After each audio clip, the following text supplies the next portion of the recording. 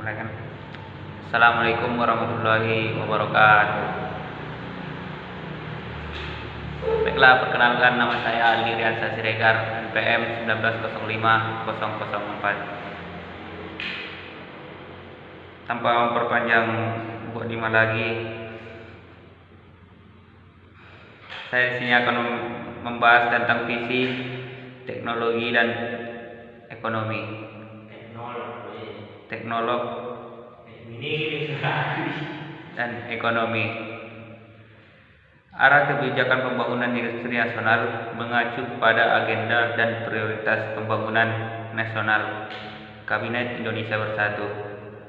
Dalam rangka tersebut, maka visi pembangunan industri internasional dalam jangka panjang adalah membawa Indonesia untuk menjadi sebuah negara industri tangguh di dunia dengan visi antara lain yaitu pada tahun 2024 Indonesia menjadi negara industri yang maju. Untuk mewujudkan visi tersebut, sektor industri mengembangkan misi sebagai berikut. 1. Menjadi wahana pemenuhan kebutuhan hidup masyarakat. Yang kedua, menjadi dinamisator pertumbuhan ekonomi nasional. Yang ketiga, menjadi pengganda kegiatan usaha produktif di sektor real bagi masyarakat. Keempat, menjadi wahana untuk memajukan kemampuan teknologi nasional. Yang kelima, menjadi wahana penggerak bagi upaya modernisasi kehidupan dan wawasan budaya masyarakat. Yang keenam, menjadi salah satu pilar penopang penting bagi pertahanan negara dan pencipta rasa aman masyarakat.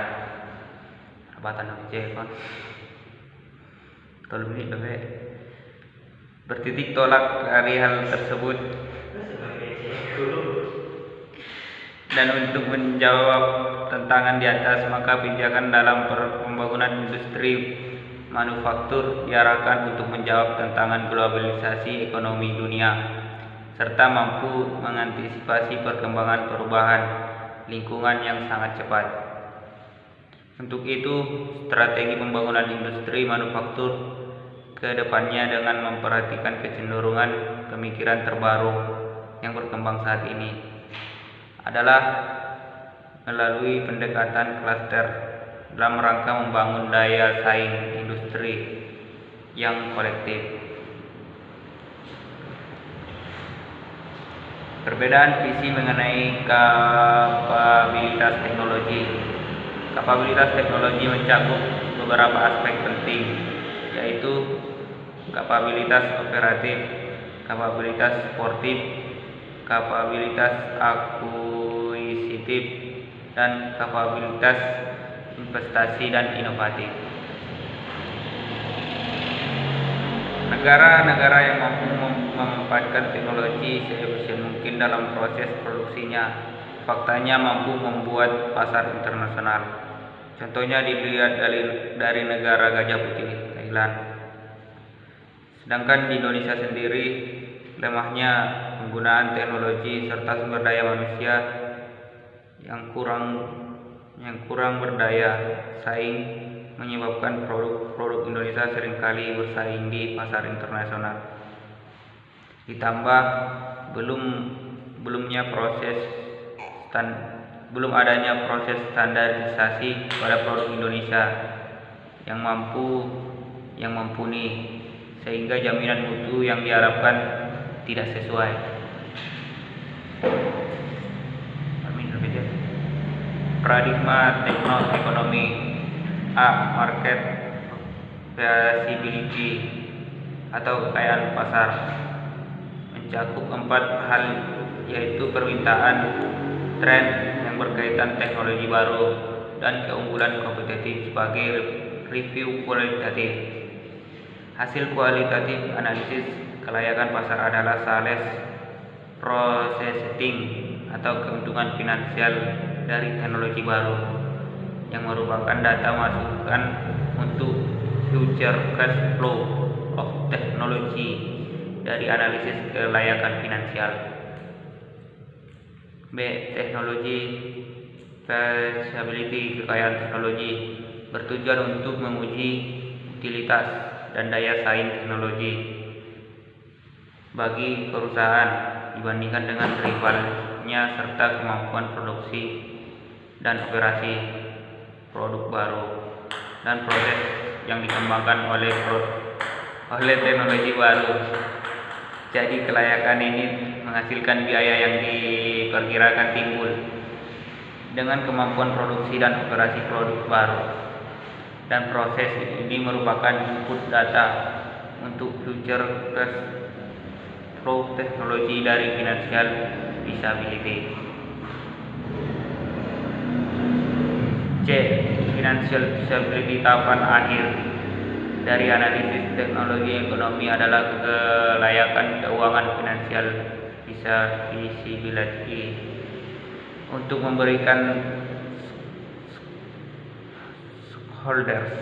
stockholders dengan economic validity melalui indeks estimation. Teknologi merupakan aspek yang tidak pernah lepas dari kehidupan manusia, baik itu sesaat ini maupun di masa yang akan datang. Teknologi informasi atau dalam bahasa Inggris sering dikenal dengan teknologi IT merupakan istilah umum yang sering digunakan untuk membantu manusia dalam membuat, menyimpan, dan mengkomunikasikan maupun menyebarkan informasi. Teknologi saat ini sudah melekat dan sulit untuk dipisahkan buat kehidupan manusia karena teknologi telah menjadi salah satu tren, style, ataupun gaya hidup manusia. Kebutuhan manusia akan teknologi juga didukung dengan perkembangan ilmu pengetahuan dan teknologi yang sangat pesat.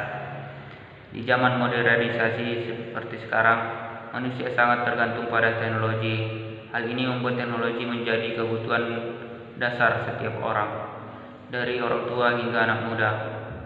Para ahli hingga orang awam pun menggunakan teknologi dalam berbagai aspek kehidupannya. Perekonomian suatu negara dapat dilihat dari perkembangan teknologi, informasi, dan komunikasi di negara tersebut. Semakin tinggi perkembangan teknologi informasi, maka semakin tinggi pula pertumbuhan ekonomi negara tersebut. Menurut Hatta Paradigma, perkembangan ekonomi Indonesia terlalu mengedepankan pengendalian alam. Paradigma ini telah berlangsung di setengah abad terakhir. Ia mengatakan pembangunan ekonomi dituntut untuk memenuhi kebutuhan energi, pangan, transportasi, air bersih, sanitasi, kesehatan, telekomunikasi, infrastruktur utama, serta secara makin berkelanjutan, makin berkesinambungan, dan makin berkeadilan. Di sisi lain, kecenderungan pembangunan ekonomi di depan akan semakin terintegrasi. Integrasi ekonomi ini akan bercicirkan persaingan semakin ketat. ASEAN akan menjadi pasar tunggal dan kawasan berdaya saing, sehingga Indonesia harus meningkatkan daya saing dan kemandirian bangsa agar keluar dari pemenang dalam persaingan. Selain itu, Indonesia akan semakin besar dalam hal interferensi dan makin dalam penetrasikannya kemajuan ilmu pengetahuan dan teknologi di semua ranah pembangunan ekonomi. Mungkin cukup sekian dari hasil